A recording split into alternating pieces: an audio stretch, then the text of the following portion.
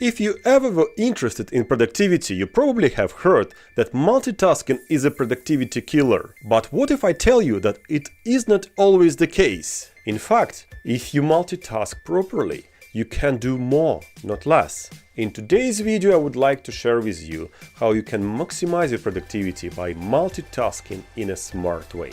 It is a Task Club. On this channel, I talk about programming, test automation, artificial intelligence, and sometimes productivity.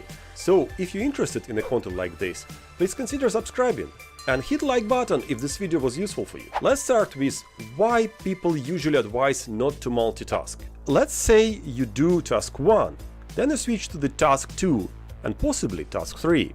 For example, you spend around 30 minutes on each task. And then you switch to another task, spend 30 minutes with this task, and so on. But the problem is, every time you change activity from one task to another, there is a bit of a tax occurring, a thing called administrative overhead.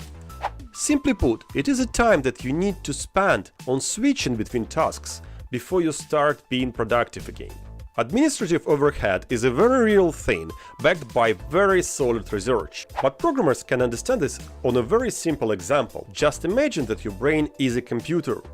Every time you switch activities, you need to store information about previous task to longer-term memory and load information about next task to your operative memory.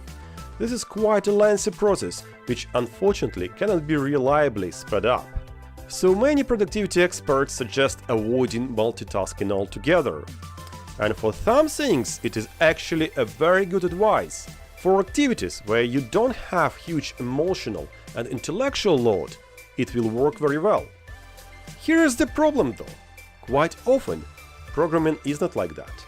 Well, yes, if you're feeling that you are in the zone, things work very smoothly and you just program like you're breathing, then by all means continue doing that. However, if you feel that your activity is actually emotionally or intellectually taxing, if you don't switch, at some point your productivity will go down very fast.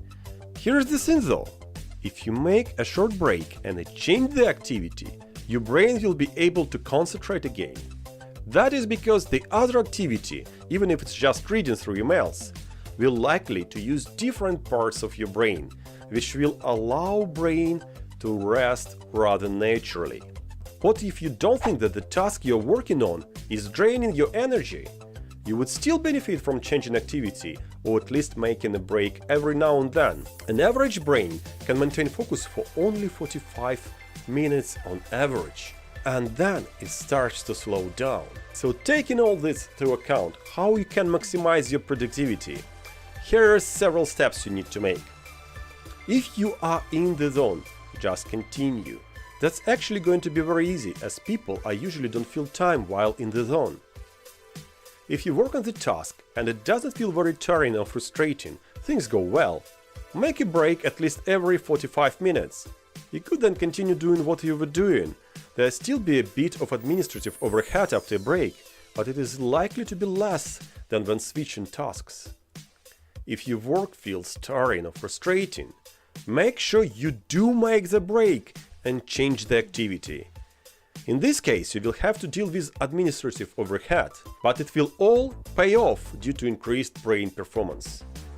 Finally, it is always helpful to have some other things to do in case you get blocked in your main activity. It happens quite often in programming, and when you are blocked or you feel stuck and you don't make any progress, instead of pulling your hairs off, just make a break and do work on something else instead. Multitask in a smart way. It may feel counterintuitive and might be difficult to do, but trust me, it will make you way more productive and, more importantly, most likely way more happy with your work.